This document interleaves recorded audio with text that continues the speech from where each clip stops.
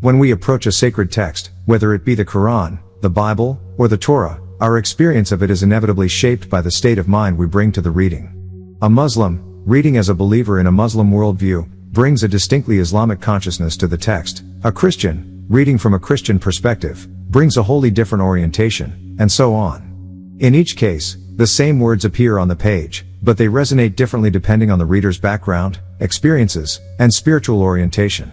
In other words, one's religious state of mind functions like a filter. It colors and limits what one can perceive or extract from the material. If you approach these scriptures as a Jew, for instance, you read with a Hebrew consciousness. If you approach them as a Christian, you read from a Christ-centered consciousness. Yet if you step outside of any particular religious framework, leave behind the specialized mask of faith, and adopt instead a universal, non-sectarian perspective, what you discover is not a contradiction but a broader unity.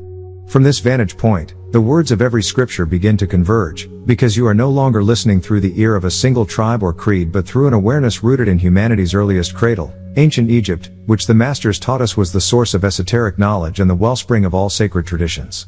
Recognizing this, we must differentiate between merely reading and genuinely studying. A reader can skim words, grasp a surface meaning, and move on. A student, on the other hand, pauses at every sentence, asks questions, cross-references ideas, and seeks to understand how each piece fits into the larger mosaic of wisdom. Our teachers insisted that every update of the doctrine was not new information in the sense of inventing something from scratch. Rather, each so-called update was an unveiling. They were restoring forgotten layers, returning us to the original intent that had been lost over centuries of literalism and dogmatism. This is why, historically, the master teacher could never simply hand over all the hidden secrets to an unprepared public. There were those who would misuse the truth, twist it for personal gain, and dilute the discipline precisely because the information was so powerful. Hence, until one has learned the basics, until one becomes a true student rather than a casual reader, one cannot be entrusted with the sacred and secret levels of knowledge. Consider, for example, the discussion of the pituitary gland and the so-called etheric body. In the texts of the Sumerians, as preserved in tablet fragments, we find that the pituitary gland is described as a central hub that coordinates many of our subtle energies. The etheric body was said to be an interlacing network of fine channels or etheric wires aligned along the spine, with its focal point at the navel, sometimes called the seat of light. From that point, these etheric currents extend into the spleen via nerve ganglia, forming a kind of emotional energetic center, a principal station of the subconscious mind. Moreover, the Sumerian authors observed that all human desires arise from this region, operating under the influence of what they call the pituitary gland. In practical terms, then, whenever a higher vibrational etherian needed to manifest in our three-dimensional world, it passed through or activated the pituitary gland. It was the gateway that determined not only our gender but also the degree of our mental complexity and creative potential. Behind this teaching lies a recognition that, in the beginning, all of us existed as pure vibrations, dark energy, dark matter, that coalesced into consciousness. When it was time for those subtle energies to become physical, they had to descend into form via the pituitary, which calibrated and crystallized them into human bodies. If the pituitary remained dormant, the being would simply emerge in a crude, undifferentiated way, what some traditions might term kaukasu, meaning coarse or unformed body, though that usage reflects symbolic language rather than racial categories as we understand them today. An awakened pituitary, on the other hand, meant a more refined, highly capable human, one equipped to become a true self-conscious vessel of divine force. That process of activating the pituitary is intimately connected to vibration, sound, and language. When we chant a sacred mantra, or speak in prayer, especially in our native tongue, we engage not only our vocal cords but the entire network of subtle energies. In ancient times, people intuitively understood that each spoken word carries a certain vibrational frequency. The way you pronounce a phrase in your mother tongue becomes a unique sonic key that can unlock hidden doors within the psyche and the cosmos. By modulating tone, rhythm, and resonance, just as a singer hits precise notes on a scale, you open your imagination and gain access to other dimensions. In effect, you are tuning your inner instrument, your emotional being, your soul, to harmonize with higher planes of reality. Thus, chanting or prayer is not simply a matter of expressing devotion. It is a form of energetic engineering that allows the human being to perform what would later be called miracles. Why does all of that matter? Because the entire universe is composed of vibrations. Every rock, tree, star, and blade of grass has its own resonant frequency. When you learn to align your personal vibration with higher frequencies, through right living, right diet, ethical conduct, focused meditation, and sacred sound, you become capable of manifesting reality in ways that ordinary people find impossible. You become, in effect, your own creator, able to draw desired outcomes into physical form. Without that attunement, however, you remain subject to lower, denser vibrations, the so-called motions or energies of everyday life that can drag you into conflict, confusion, and negativity. We often describe negative emotions as energy in motion, and indeed, when you absorb someone else's upset, you start vibrating on their level. You lose your own integrity of vibration and become distraught. That is why our teachers emphasized patience as a supreme virtue. Patience is, in fact, a kind of emotional kryptonite to the toxic vibrations of anger, fear, and agitation. If you can remain calm, if you do not let every external disturbance yank you off your center, you preserve your inner harmony and prevent yourself from being hijacked by someone else's discordant frequency.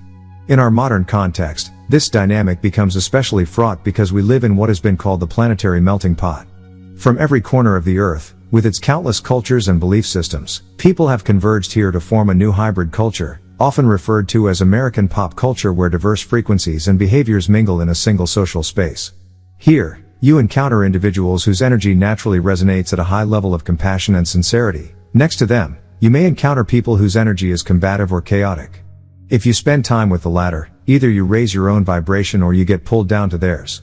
Many people find themselves shocked by how quickly they change when they mix with a certain crowd. I used to be well-mannered, then I met these folks, and now I'm acting like them. That is exactly the phenomenon at work. Your vibration adapts to what surrounds you, for better or worse. Those who have been through the trials of life, who have endured to the end and seen the cyclical nature of these patterns, usually develop a deep capacity for detachment. They say, "This too shall pass," because they have been there before. They have seen people burn themselves out in fits of rage or despair, only to be replaced by new victims of the same trap. That is why genuine mastery is not about grand displays of emotion. Rather, it is about maintaining a steady inner flame, regardless of the flux outside. Turning now to ancient Egypt, our natural birthright, Egypt was not simply the land of pharaohs, mummies, and monumental pyramids. It was understood by the masters to be the original data grid of the cosmos, a huge, intelligent network of energy that linked our planet to distant realms and even to the stars. The pyramids themselves were not tombs in the modern sense. They were sophisticated power stations and communication beacons. Built at certain ley line junctions, each pyramid was essentially a giant antenna, tapping into the Earth's magnetic field and channeling that energy either for human use or to power the flying machines, sometimes called solar boats or airships, of the overlords. Why, for instance, are the Giza pyramids, especially the Great Pyramid, so large? In purely structural terms, it is obvious. The bigger the structure, the more energy it can harvest and the larger the crafts it can energize. But we must avoid imposing our modern biases on ancient technology. A mainframe computer from the 1950s might indeed occupy an entire room while producing less processing power than a smartphone today. Likewise, the builders of Giza harnessed natural, crystalline formations, water lenses, underground tunnels filled with circulating Nile water, that functioned as conductors, resonators, and capacitors of pure energy. As long as those subterranean networks remained intact, the pyramids hummed with latent power. When the weight of centuries and political upheaval disrupted those tunnels, the grid went dormant. But as the Earth's own axial shifts began to realign in the early 21st century, the masters said the energy of the planet itself would rekindle these ancient beacons, allowing us once again to connect to higher intelligences and unseen dimensions. In that sense, a pyramid appears wherever human beings have a need to dial into cosmic frequencies, whether it was Giza in prehistory or the steel towers of a modern city. The shape alone functions as a transmitter, drawing energy from the Earth, amplifying it in its interior chambers, and beaming it outward.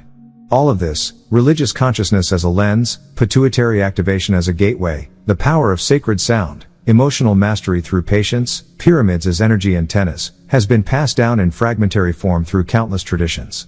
But it was our master teacher who insisted that we could not simply have it all at once. The way to true gnosis was gradual. First, we must master the basics, ethical living, the cultivation of our breath, the disciplined study of the original texts. Then, as we prove capable of handling subtler truths, we are permitted to unroll the scrolls of sacred and secret knowledge, texts that were often hidden in plain sight, preserved in the rites of hidden brotherhoods, never fully committed to public ink. Over the centuries, opportunists and well-meaning reformers alike have tried to update or correct these ancient doctrines, publishing half-baked commentaries and drawing attention to themselves. That is why our teacher would challenge every seeker, do your own research. Go back to the tombs of Memphis and Thebes, to the tablets of Sumer, to the alluvium of the Nile. If you claim any of this as your own, you must be able to show the living proof, or else you are simply repeating someone else's synopsis, not embodying the living flame.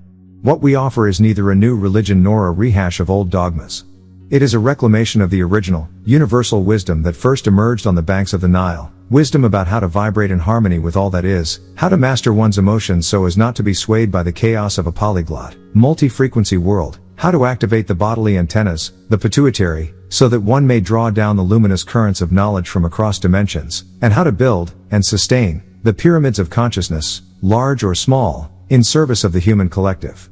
Those who have ears to hear will understand that all these threads, religion, science, meditation, architecture, and ethics, are woven from the same cosmic tapestry. The challenge is to move beyond mere labels, Muslim, Christian, Jew, Hebrew, beyond the rhetoric of good and evil, and into a living awareness of agreeable and disagreeable vibrations.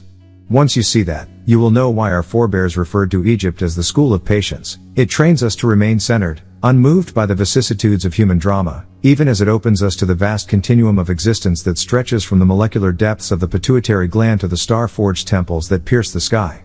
Many remain confined within a purely Christian philosophical framework, unable to conceive of the word God outside of what they've read in Christian scripture. Likewise, until someone reads the Muslim holy book, they do not truly know who Allah is, and until they study the Torah, they have no understanding of the God of Judaism.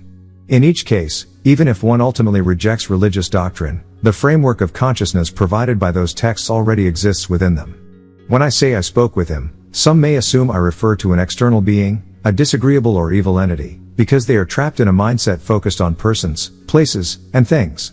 They believe that true communication must be mediated by physical forms. They do not realize that between the so-called spiritual and the physical, there is both doctrine and actual fact, and that many have thought they possessed a ticket out simply by quoting scripture. Yet this keeps them trapped in a cycle of externalized salvation, believing that a person, place, or thing can usher them out of their own consciousness. People have said they are trapped in the flesh, searching endlessly for a way out. Many quoted this, and that, and believed they had it all figured out. They once spoke of Anunnaki, saying, "I am part of the thought room," believing religion and science were once inseparable. But now Pops is clearly delineating a separation. God is not the same as alien myths, nor is scripture the only truth. If you read the actual facts, Pops is writing, you begin to see the devil for what he really is. Those who claim to be dying for Pops, who shed tears in his name, eventually abandoned him when they realized you cannot simply roll with it once you know the deeper information. When did they become smarter? Only when they recognized that the doctrine they had once accepted by rote was insufficient. This mentality, of challenging one's teachers, shows a desire not merely to learn but to become self-reliant. Some will humbly return and continue learning, sitting again at their master's feet. Yet others refuse, insisting on an outdated Eurocentric perspective. They might have sat among white men and asked questions, thinking they understood Pop, but they never truly grasped the roots of his teaching. They disregard scholars like Zecharia Sitchin or the Jewish perspective on Anunnaki. When they finally confront those sources, they ask, if Pops plagiarized Sitchin, why hasn't anyone sued him? But the truth is that these are ancient records, Sitchin's translations of clay tablets describing Babylonian myths, which themselves were copies of much older Sumerian texts. Pops's research simply organizes and explains what was already there. He does not claim ownership over millennia-old lore. When critics say Pops is not the master teacher or just repeating doctrine, I ask, what new thing will you bring to the table? Pops has consistently offered fresh insights for over 40 years, even from behind bars, and no one can satisfactorily refute him. But when the conversation turns into a writing dispute, where did he get this from? Who told him this? We need to recognize that divining the same knowledge from original sources is the scholar's work. If Pops's teachings align with ancient scripture, that corroborates their validity, it does not mean he copied a living person. Critics claim Pops is just a regular man with no divine incarnation. But they must then show us their own scriptures and break down the dimensional shift, the Anunnaki theories, into a coherent, step-by-step argument. They cannot do so, because they have not cultivated the level of insight needed. Many so-called teachers broke away, unable to sustain their school, and ended up in obscure sects, medicine men, chiefs, doctor this, doctor that, while still clinging to old doctrine. They refuse to present anything novel without first relying on Pops as their foundation. As for the nature of wormholes, stargates, and cosmic travel, Pops teaches that one cannot simply step into a wormhole in our physical form, it would crush the body. Instead, we must raise ourselves to a higher vibrational state, transforming into what he calls beta matter, which is visible only to other higher dimensional beings. From there, a being could traverse from one side of the universe to the other. The Orion's belt alignment is not merely a star chart, it is a coordinate system indicating where a stargate exists. Only through that raised state, via the vortex opening, can one pass safely. If you traveled on a physical craft, you might reach a distant star system, but to fully cross into home, you would still need that vibrational shift. Many of us on Earth are not indigenous to this planet, we originated in different star constellations. When so-called Riskians and Ataru traveled to various worlds, they intermingled with local fauna to survive. Our ancient lore tells us that some beings died so that new life forms could exist in those environments. In the introduction to the Black Book, it relates how extraterrestrials from the Pleiades once came down, engineered beings for food, and how a great war erupted among the gods when the Pleiadians' father figures discovered the betrayal. The book of Jeremiah alludes to this. Jeremiah describes the fierce anger of the Lord but only in a few verses. There are other manuscripts, kept from public view, that detail the war in heaven, the poisoning of divine beings' meat, and the origins of certain star-faring civilizations. Before we explore further, let us address the question of the soul. At one point, we taught that the new godly woman did not have a soul, but that doctrine has evolved. The confusion often starts with language. In English, soul, S-O-U-L, is just one letter away from sol, S-O-L, the Latin word for sun, which emits light, energy. Thus, the soul can be understood as animated light or vibrational energy. For our people, the soul manifests through emotional expression, athletic prowess, timing, spiritual attunement to nature. Now, the soul question has multiple levels. Originally, we taught that for a godly woman to get her soul, she needed a man, because the male soul dwells above, linked from the ninth plane down into his physical body. In a man's ejaculation, he literally transfers his soul, his spark of light, because the sperm must pass through the full process of divine ignition to carry that vibration. In test tube conception, a man still has to ejaculate so that the sperm receives that spark before fertilizing the egg. The woman, however, has a soul that dwells around her, linked to her left side, an external sphere on the physical plane, until it is enlivened. Thus, in our teachings, the godly woman possesses a soul, but without the male link she cannot access higher realms. The woman's soul resides closer to the earth, the man's soul is anchored above him. When they unite, her genetic strength passes through his mitochondrial DNA, while his link to higher realms infuses her. This principle is universal, but manifests differently among Caucasians. A Caucasian woman's soul, like ours, dwells all over the physical plane, but a Caucasian male soul dwells in the lower realms, linked to demons or Hades, especially through religions requiring blood sacrifice, such as certain Yoruban or other traditions. This is not how our ancestors operated, no blood sacrifices to demons, so our doctrine had to be updated to account for these differences. When Pop spoke of God, he was pointing to a concept that most monotheistic believers misunderstand.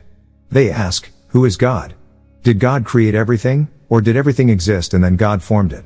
The book of John begins, in the beginning was the Word, and the Word was with God, and the Word was God. Yet the Word, Greek, logos, was not made but existed already, implying that God did not create in the way most interpret.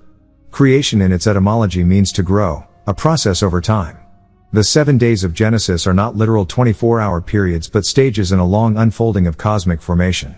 If we insert Jeremiah's prophecy between Genesis 1:1 and 1-2, we find verses describing how the sons of God, extraterrestrials, waged war over poisoned offerings, which shattered cosmic harmony. Thereafter, the fierce anger we see in Jeremiah references the fallout. Those star beings, some from the Pleiades, some from Sirius, others from beyond, who manipulated environments and crossed species to survive. Only by understanding these layers, celestial war, vibrational soul, cosmic travel, can we arrive at a more complete concept of God. This is the actual facts approach, to peel away the literalism of Scripture and reveal the multidimensional reality that ancient prophets hinted at but could not fully articulate. Doctrine arises from people's environments, just as fish adapt to water and birds to air. African people, adapted to certain climates and ecosystems, developed food traditions, spiritual systems, and cultural practices suited to those environments. When Africans were forcefully removed, they were imposed on unfamiliar environments and doctrines, European foods, English language, Christianity, and Islam, causing physical and spiritual discord. Our ancestors, upon arriving in the Americas, fell ill from European foods. Over time, some adapted, but many suffered from diseases, sickle cell, hypertension, due to diets not suited to their natural nature.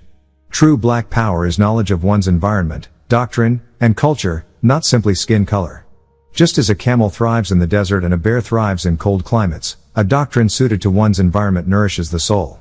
We must not be compelled to worship or practice dogma that contradicts our natural state. Mainstream entertainment rarely elevates authentic black heroes. Hollywood often rehashes the same themes: Boys and the Hood, Love Jones, loving basketball, but fails to create iconic black characters like a true black Superman. Blade, The Last Dragon, and Shaka Zulu briefly offered glimpses of black power and spirituality, but were quickly suppressed by corporate interests. The lack of sustained, powerful black mythology underscores how the Illuminati culture co-opts and controls creative expression. Black success within a racist capitalist society. To rise, one must often step on others, perpetuating exploitation.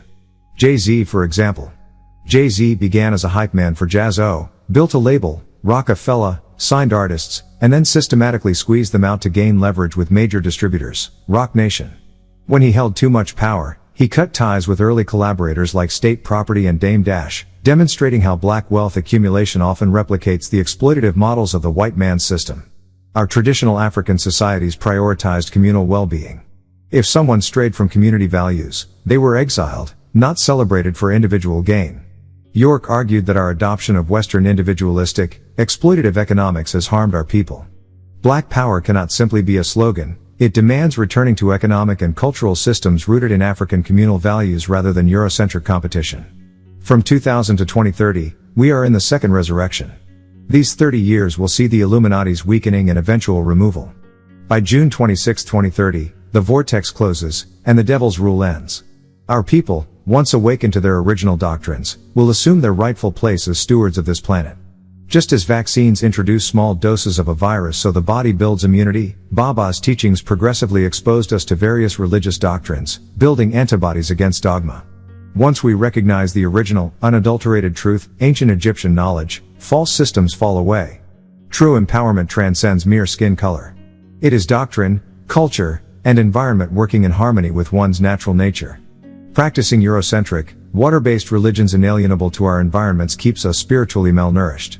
Instead, we must embrace the solar-based mysteries of ancient Egypt and the truths behind Islam, Judaism, Christianity, Native American traditions, and even Masonic orders when properly understood. Baba's ultimate teaching is that all these paths, Islam, Judaism, Christianity, Sufism, native traditions, originate from the same ancient Egyptian source. We must discard the distortions and return to the original story, our story. Only then will we cease calling ourselves separate, Muslim, Christian, Jew, Black, and recognize our shared heritage. In that unity lies genuine black power, communal health, and planetary stewardship. What was once surgically removed from our collective consciousness isn't simply snapped back into place overnight. Our master teacher, over many years, shared fragments of information, through the supreme mathematics, the holy tablets, and other teachings, that hint at a process unfolding not in a single leap but across generations. In other words, it won't be a case of us today instantaneously regaining full clairvoyance. Rather, we are laying down the foundations now, and our children will begin to manifest these abilities as they mature. Think of it this way, we are just emerging from a state of vibration that kept us isolated, distracted, and under the influence of external frequencies designed to suppress our natural gifts. For decades, even centuries, our minds were conditioned away from remembering how to live in unity, how to speak our truth, and how to calibrate our bodies to the rhythms of the universe. It took roughly 30 years, following the publication of the 9-Ball series, for our community to be mentally prepared to grasp even the first steps of what's being taught today. Back in the 1960s, we had an initial awakening in our DNA, but culturally and mentally, we were not ready to cultivate those gifts. As a result, the teachings had to be paused, our attention refocused, and our consciousness elevated before we could accept further revelation. Now, the seeds of these higher senses are being planted, and as we live up to the tests laid before us, mastering our language, treating each other with divine love, and vibrating higher as individuals and as a collective, their actualization will occur. This journey is profoundly vibratory and quantum in nature. We are not simply physical creatures. Our true essence comprises soul and spirit, vibrating at frequencies that have been dimmed by centuries of disconnection from our natural environment and from each other. Extraterrestrial and interdimensional energies constantly send affirmations down through countless layers of reality, what you might call the omniverse, multiverses, triverses, dual verses, until they reach this earthly plane. Our own body's natural vibration acts as a filter. If we lower our frequency to match those interfering energies, we remain trapped in confusion and manipulation. Yet if we learn to raise our vibration, to operate on the nine-mind level of consciousness, resilient in divine unity, those higher transmissions can flow directly into us, restoring sight to our clairvoyance and sensitivity to psychometry. Right now, the keys to calibrating ourselves reside in the tones our teacher revealed, A, F, and C. A corresponds to our innate African vibration, the highest aspect of 8. F resonates with the planet's life force frequency, including highs, mids, and lows, and C aligns with natural nature itself. By internalizing these tones, practicing the information transformationally, and allowing it to change us from the inside out, we gradually attune our bodies, minds, and spirits to those lost frequencies. In doing so, we prove worthy, through life's trials and through genuine demonstrations of love and unity, to once again house the gifts our ancestors freely accessed. Part of this restoration hinges on breaking free from the systems that have kept us disempowered, the education that doesn't teach our true history or how to manage our unique body structures, diets that have nothing to do with our ancestral roots, and environments so far removed from the sunlight and natural foods we once relied on. Historically, we used to bathe for 9 hours a day in direct sunlight, and this full-spectrum exposure kept our DNA in harmony with the earth. Today, far removed from that, our children develop allergies and genetic mutations by the 4th generation simply because their bodies lack the sun's vital nourishment. During the 4 centuries of enslavement and colonial rule, our vibration was forced down, some say from 9 to a mere 0.6, 0.6 through genetic manipulation, rape, seduction, and severing our spiritual ties to nature and our ancestors. We were taught to think as individuals, to worship the dollar, and to remain distracted from cultivating inner qualities like compassion and unity. Those who orchestrated this, whether called Luciferians or Satanists, utilized dark energies, through mind control tactics and energy disruptions, to ensure we never recognized our true potential. Yet, each of us has a choice: align ourselves with those lower frequencies and remain under suppression, or deliberately raise our vibration, reclaiming the nine-mind collective consciousness where healing, telepathy, and higher sight become possible again. As we walk this path, we must gather, study, and uplift one another. Greetings like koan spoken sincerely from the heart, serve to reinforce our unity. We sit together, dive deep into these teachings, and lift our collective vibration so that we can meet our ancestors in the higher realms. Those ancestors exist on a frequency far beyond our current, precarious plane, a realm of unified power, where a group mind or mental unity once reigned. We, who now dwell on the densest level of vibration, the physical plane, or ethic state, must learn to bridge the gap. When our minds are unified, free from the separation that allows demonic or manipulative forces to prey on our weaknesses, we become harder to control and more capable of channeling those higher gifts back into our lived reality. Understand also that, cosmically, our planet's axis once offered only 2 seasons, wet and dry, when humanity was in its purest, most natural state. But as extraterrestrial and other forces intervened, the Earth itself tilted, introducing the familiar 4 seasons. Such environmental shifts have forced us to adapt in ways that further disoriented our natural rhythms. Today's modern African is not the unadulterated vibration of our distant ancestors. We've been grafted, mutated, and culturally displaced. Love and unity have always been the key, but now we're identifying exactly which keys to use: A, F, and C. We learn how to resonate with these tones so our natural vibration can rise above the residual frequencies imposed by those who wish to devour our life force, literal flesh and blood deities, whose priests, the Levites, as explained in Leviticus, once performed ritual sacrifices, feeding on human energy. The name king, in fact, derives from Kingu, a Sumerian word linked to those very forces. The Levites, in preparing sacrificial offerings, often white or Caucasian flesh, referred to as Mukasu, cast a spell over entire populations to keep us disconnected. Once we understand all of this, that the gods of the Bible and the deities of Mesopotamia have historically depended on our energies to maintain their power, we can begin to resist.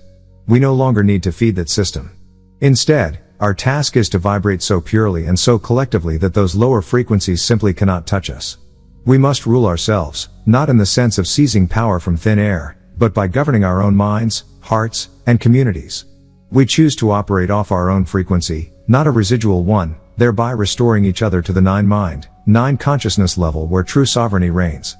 Eating the foods native to our ancestral lands, soaking in sunlight the way our forebears did, educating ourselves on our real history, and cultivating divine love for one another are all necessary steps. We see, for example, why people in desert regions of Africa rely on dried and preserved foods. They're adapted to an environment that heats the body differently. If we were to plug a New York fast food diet into that context, it would kill us. Similarly, bringing modern hybridized DNA into new environments twists our ecological balance, just like the Dust Bowl, where monocropped fields without rotation wreck the soil. Nature fights back when we upset her balance. When the Earth's axis shifts and polar ice melts, species like polar bears must adapt or perish, interbreeding with grizzly bears just to survive. So too has modern humankind been forced into unnatural circumstances that muddy our once pure vibration. Ultimately, our natural nature refers not to the modern, mixed-breed human but to the pure African lineage that thrived millions of years ago. When we speak of natural nature, we mean the beings who first moved from water onto land, living in harmony with the Earth's original axis, 2 seasons, full-day sunlight, bodies tuned to the planet's frequency. Over millennia, our displacement, genetic alteration, and cultural indoctrination have made us unrecognizable from those ancestors. But now, through the transformative power of the teachings, focusing on AFC vibrations, cultivating unity, practicing divine love, and mastering the tools and affirmations given by our teacher, we are reclaiming that ancient state. Will every generation see the full return of clairvoyance or psychometry? Not immediately. Some individuals in this current generation will awaken earlier than others, and some of our children will manifest greater abilities sooner still. But it all depends on our collective ascent, how we treat one another, how we master those vibrations, and how we refuse to be distracted by the residual frequencies of the old system. As we vibrate higher, as we live according to divine love and unity, as we feed ourselves with sunlit perspectives and root-nourishing foods, we will step by step bring back the powers of our forebears. It is a gradual, intergenerational process, one that asks us now to live as though we already remember our higher frequency, so that tomorrow's children can inherit and expand upon the gifts their ancestors once took for granted. If you examine pure-blood African tribes, the closest you'll find to original, unmixed African genetics, you'll notice that, in some cases, male and female appearances are remarkably similar. There's no shouting it from the rooftops because there's also an aspect of attraction at play. People who look good together tend to be with each other. In many tribes, even though you can't loudly proclaim it, you can see that men and women share features, similar bone structure, facial contours. Yet, contrast that with someone who layers on makeup, kohl eyeliner, heavy cosmetics, they create this idea of feminine by painting on certain features. It's a spell in itself. You look at the lined eyes and think, ah, this is feminine. But that's a constructed illusion, a cultural overlay. In reality, if you stood a man and a woman next to each other in true tribal form, you might have to look between their legs to tell them apart. Humans are the only creatures worried about masking those differences. Take lions. Males have manes, females do not. That's enough for you to tell them apart at a glance, without needing any cosmetic magic. But humans? Somewhere along the way, extraterrestrial genetics and the mingling of different star lineages got woven into our DNA, mixing our original codes. Some ancestors may have had small titular hair follicles, others had different skull shapes or lip shapes. Over time, that blend gave us the wide variety of noses and lips, skin tones, and features you see across the continent today. Walk from one part of Africa to another, say, from Ghana with its often higher cheekboned, more muscular facial structure, to Nigeria where features tend to be more angular and alkaline looking, to South Africa with its wider set eyes and slender faces, and you'll see that each region carries its own genetic signature. These variations emerged as different populations mixed over millennia, influenced by colonization, migration, and yes, even otherworldly lineages we might not fully understand. Within Africa alone, there are 7 major placements or phalanxes. Think of them as vast regions, each with unique genetic combinations. Venture into Europe, and you see a different genetic blend altogether, shaped by colder climates and migrations from the north. But none of this is visible if you don't know to look for it. Most people only see broad strokes, skin color, a few facial traits, without comprehending the deep history written in our DNA. Yet that history has always mattered, because whoever controlled or influenced which genes circulated across lands also controlled culture, religion, and social structure. That's how many doctrines emerged. Around the 1970s, a so-called school of the physical sought to identify and sometimes eradicate people deemed black devils or shadow people, as if certain African lineages had to be purged. This line of thinking claimed that people of extremely dark skin were extraterrestrial in origin and that other, darker or draconian beings, from some hellish pantheon, couldn't tolerate their presence. They couldn't bear the responsibility that came with acknowledging an old, powerful civilization. Behind it all was a push to sell a best Christian, best Jewish, or best Muslim label, but now they've tried to wrap that under African, yet no one could truly practice authentic African doctrine because they've been taught to bow to these imported, non-African systems. If you couldn't prove your lineage or embrace your ancestral doctrines, you were told you were not one of us. They describe secrets to ancient civilizations, hiding the truth beneath layers of half-truths, that in order to be part of this elite group, you had to do things their way, eat their food, wear their clothes, follow their rituals, none of which had anything to do with your original African heritage. Instead, they circulated books to teach you these rules, but their entire aim was genetic manipulation. To harness the strength in your blood, to pull you away from your roots, to seduce you with the promise of a safe, comfortable life in the Caucasian world. And many of our people bought that promise. We became comfortable with the grind, working 9-to-5 jobs, paying mortgages, rent, and taxes. We forgot that, in our pre-colonial past, we lived off the land, we built our own houses, wove our own clothes, grew our own food, without needing to rely on centralized governments or multinational retailers.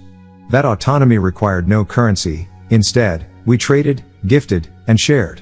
But now, if you don't show up to work on time, or if you can't keep up with the bills, you're deemed irresponsible. People who come from that pre-colonial tradition, where communal interdependence was sacred, find it hard to adjust. You tell them, pay your mortgage, and they think, why? I can build a hut more quickly, feed my family from my garden. But the system pushes everyone to operate by white-dominated, capitalist rules, make money, accumulate assets, keep up a certain image. That system also valorizes the hustler, the drug dealer who takes that risk to support his family. You see these rappers glorified as demons, selling drugs, committing violence, raping, abusing women, all in the name of being a real man who can put food on the table.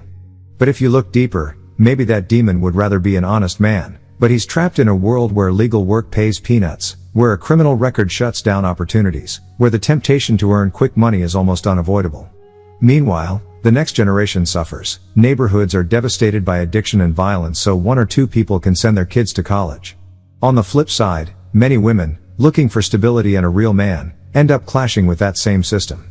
They want a partner with backbone, a guy who can stay faithful, someone who watches romantic movies, not just sports, someone who can define himself by more than dollars and a car. They want intimacy, romance, respect, qualities that become scarce when everyone's hustling just to survive.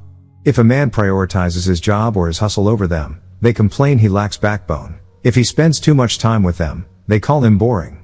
It's a damned if you do, damned if you don't scenario, wanting a partner who's both exciting and dependable, sensual and stable, ambitious and emotionally available. Meanwhile, the pop culture narrative tells us that true love is cupcakes and rose petals, that a perfect partner means effortless bliss, yet marriages break down at record rates because reality doesn't match those illusions. Some suggest a return to more traditional structures, polygamy, for instance, because historically, many African societies had multiple mates for both men and women. The idea was communal support. If one partner died or couldn't bear children, the family structure could adapt. But polygamy got demonized under colonial and Christian influence, labeled immoral, unnatural. Suddenly monogamy became the gold standard, but it came with dependencies. For men, the burden to provide a nuclear family lifestyle. For women, the expectation to be submissive caretakers while giving up autonomy. Yet, many still feel trapped. They want a monogamous partner but can't find one who isn't a hustler or a workaholic, someone who won't cheat or walk out when things get tough. That me, myself, and I complex is part of the problem. We've internalized a mindset that if it's not about our own personal gain, our own comfort, our own prestige, then it's not worth it. But our ancestral traditions taught us collective responsibility. You did your part for the community, and the community supported you. Now, if you're late to work or miss a bill payment, your utilities get cut off, you lose your car, you can't afford therapy. We've traded communal resilience for individual vulnerability, because the system wants us that way. They want us dependent on wages, credit, and government programs instead of being self-sufficient farmers, weavers, or artisans. And yet, we still dream of that idealized perfect relationship. A woman demands a man who can sweep her off her feet, who's got money and status, but who's also deeply loving and never strays. A man says he wants a woman who's loyal, caring, and low maintenance, but then he's fixated on her looks, her body shape, whether she dresses a certain sexy way.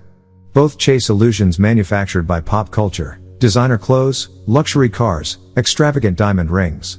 They forget that love isn't measured in net worth or social media approval. It's measured in shared purpose, mutual respect, and consistent sacrifice. The marriage vows, for better or worse, in sickness and in health, richer or poorer, have become punchlines. No one wants poorer, and sickness means everything from a common cold to a mental health crisis.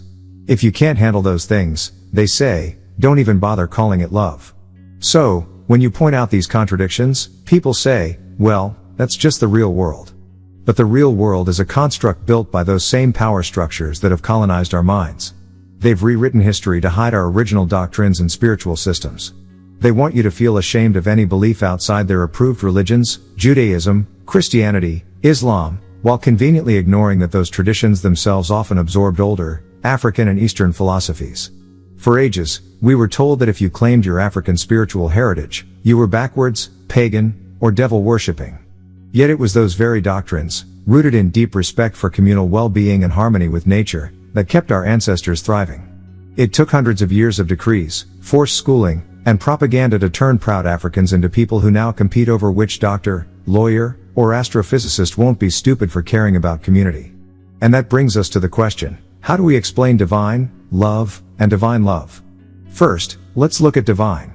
The divine is the higher aspect of reality, something beyond the physical, a guiding principle or consciousness that binds us all.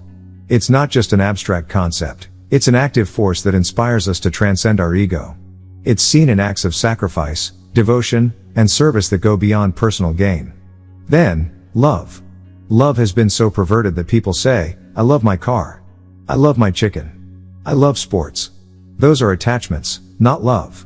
Real love is care, caring for another being's well-being without expecting anything in return. It's action, as our master teacher said, love is action. If you truly love someone, you learn to care. That's the first lesson. So when you see teachers in our community base everything on care, compassion, and sacrifice for the collective good, they're modeling real, divine love. When divine and love merge, you get divine love, selfless, unconditional, and unwavering. It's the love that requires you to give up your ego, your petty desires, and devote yourself wholeheartedly to a cause greater than yourself. The prime example is our spiritual guide, who has devoted decades, since 1963, when he was just 18 years old, to teaching us how to awaken our consciousness. He didn't have to do it, there was no blood relation, yet he dedicated his time, energy, nights, days, tears, and pain to ensure we could walk a path toward higher awareness. That's divine love in action. On his first audio recording, the CD titled Learn to Care, he emphasized that we've corrupted the word love and care by using them loosely. Real divine love starts with learning to care, truly care, for another's soul, not just their body. In communities built around these teachings, every teacher, every practitioner is committed to that selfless service. They don't ask, what's in it for me? They ask, how can I serve the collective good?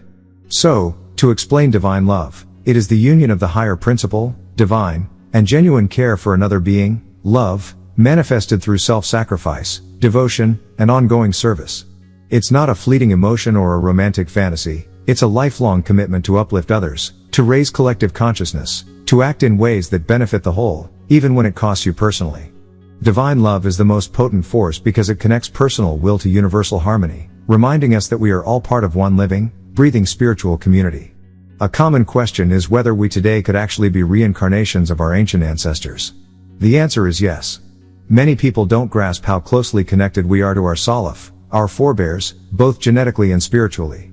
In the earliest days of our online classes, back when we used AOL chat rooms, students would ask the master teacher, if the ancient Egyptians had so much right knowledge, building pyramids, mastering sciences, why did they still wear wigs? Why did they eat certain foods?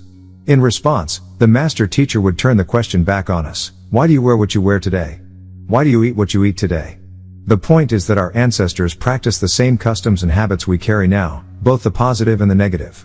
Having information alone doesn't free us from the spell of vanity or bad habits. If someone smokes today, even if they are a top scientist, they are following in ancient footsteps that led their forebears toward harmful practices. Thus, we and our ancestors are one and the same, we are extensions of them, and they live on through us. Just as we inherit their triumphs, we also inherit their flaws. Recognizing this unity helps us see that anything they did, for better or worse, resonates within us now. When we speak of the beginning, many of us get stuck in a narrow time frame, perhaps when writing first emerged. But that is merely the beginning of recorded history. Prior to written records, everything was passed from mouth to ear. Our master teacher has taught us that time itself is an illusion, all expanding right. The Salaf recorded events as far back as they could remember, but true origins extend much further, millions or even trillions of years. Originally, our spiritual ancestors created an avatar or lower form that could incarnate on Earth, a being that evolved from protozoa to amoeba, from aquatic life to mammals. This original aquatic organism emerged from the waters and evolved to breathe our atmosphere and survive on this planet. Because their real bodies could not exist here, they took on forms that could. Later, when conditions were right, those evolved beings incarnated in human form. From that first human, countless generations have flowed, each carrying the essence of the original Nagaru. Other species or hybrid beings also mixed into this lineage, giving rise to separate races and subraces. The Master Teacher's most recent update explained that each major race vibrates on a different ether, the Caucasian about 5 to 6 ether, the Oriental about 7 to 8 ether, the Hindu about 8 to 9 ether, and the Nagaru about 9 to 10 ether. These vibrational spines reflect genetic and spiritual differences, but all trace back to the same original source, the Nagaru that emerged from the waters. From our primordial homeland near Lake Victoria, we migrated northward, building civilizations along the way, until we reached ancient Egypt, Tamari. By the time true writing systems emerged, these civilizations were already well established.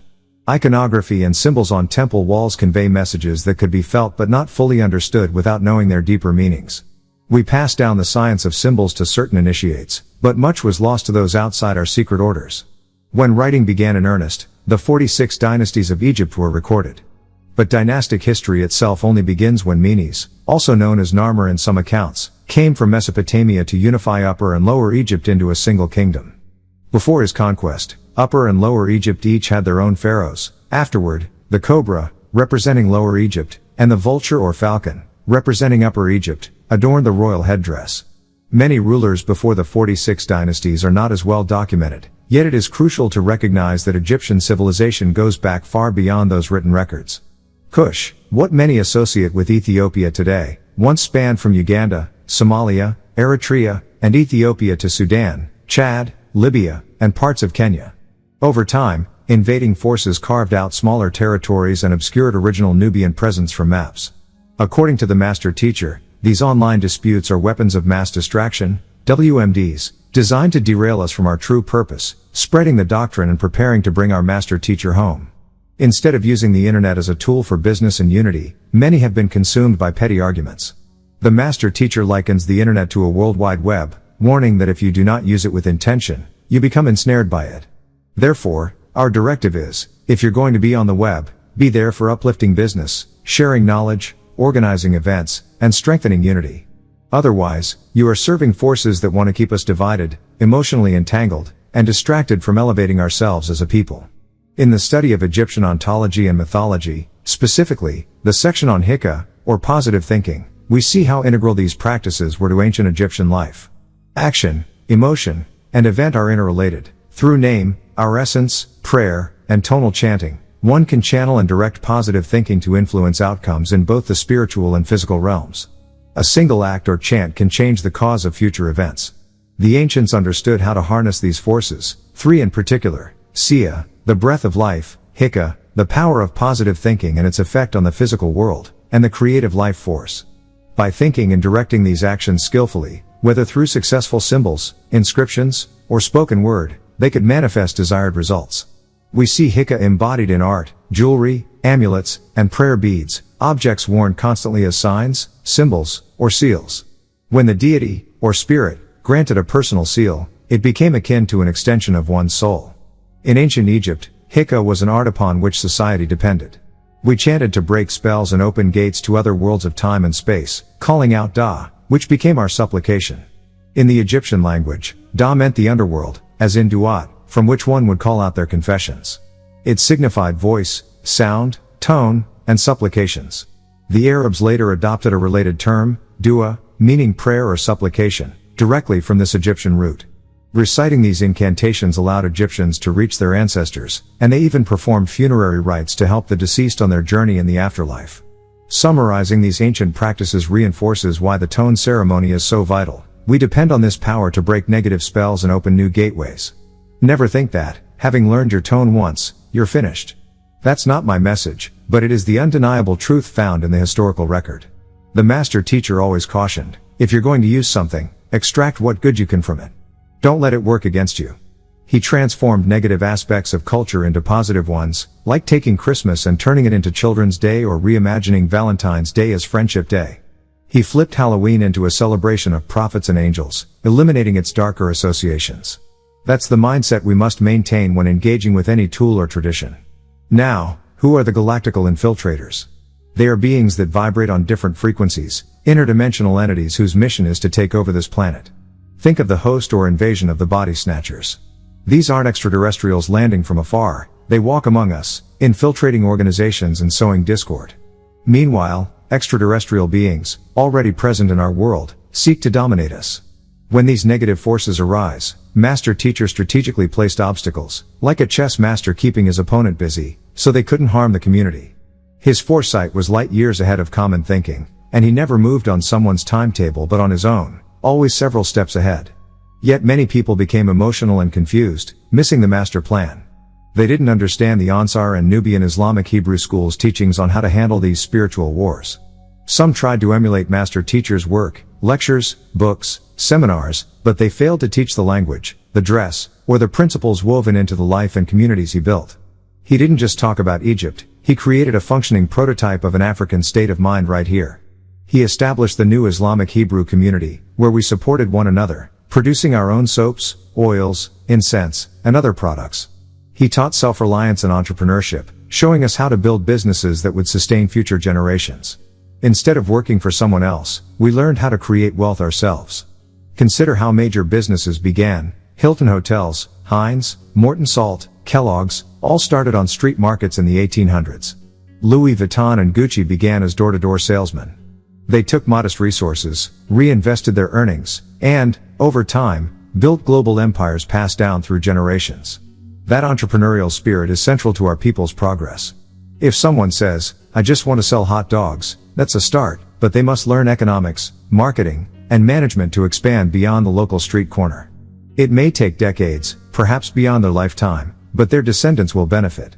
Jewish families have done this for centuries, passing businesses from parents to children, growing their fortunes cumulatively.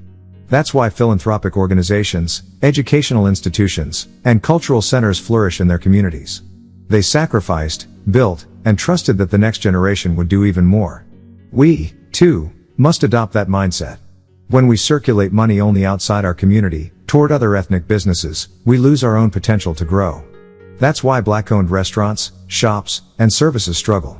We haven't been taught to prioritize supporting our own. Instead, we often spend our resources on businesses that don't reinvest in our community. That cycle perpetuates poverty and underdevelopment. Master Teacher urged us to build our villages, our cities, like he did with Memphis, Tabernacle of the Most High, and the City of Peace, because only by creating real, tangible institutions could we live authentically as Africans in diaspora. You can't truly be African in America while working for the system that oppresses you. You might adopt the language, the dress, and the outward signs, but unless you live in your own land, governed by your own principles, you remain a foreigner. Many abandoned those fundamental lessons, driven by selfishness or short-term gain.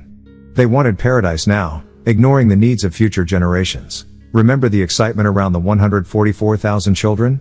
Those children were supposed to be the next phase of our community. Instead, because we didn't follow the teacher's guidance, many of them ended up lost, criminalized or forced into survival rather than prepared for leadership. Master Teacher envisioned a community where each person contributed to the collective, building economic, educational, and cultural foundations that would endure beyond a single lifetime. He laid down the blueprint. If we'd followed it, we would already have a thriving empire. He gave us 3 lands. Our failure to uphold them led to internal betrayal and outside attacks. Yet even those who abandoned him, no longer active in the cause, still maintain an attachment to his cities. They might criticize or pretend to disregard him, but they won't destroy those institutions, because, deep down, they recognize their value. In the end, Master Teacher taught us to do for self. When we support each other, our wallets don't go empty. But if we channel our money out, funneling it to other communities that never reinvest in ours, we can't grow. That's why black businesses struggle, why we lack quality products at fair prices. We haven't cultivated our own marketplace. If we truly embrace the teachings, understanding tone, harnessing Hika, protecting ourselves from galactical infiltrators, building self-reliant communities, and fostering intergenerational entrepreneurship, we will thrive. Now, as we prepare to convene, even the doubters and deserters, those who thought the master was defeated, will be proven wrong. They might try to eat their words, or eat crow, but the door remains open to all sincere seekers. Just acknowledge your mistakes, return in humility, and join us in this powerful journey towards spiritual and communal rebirth.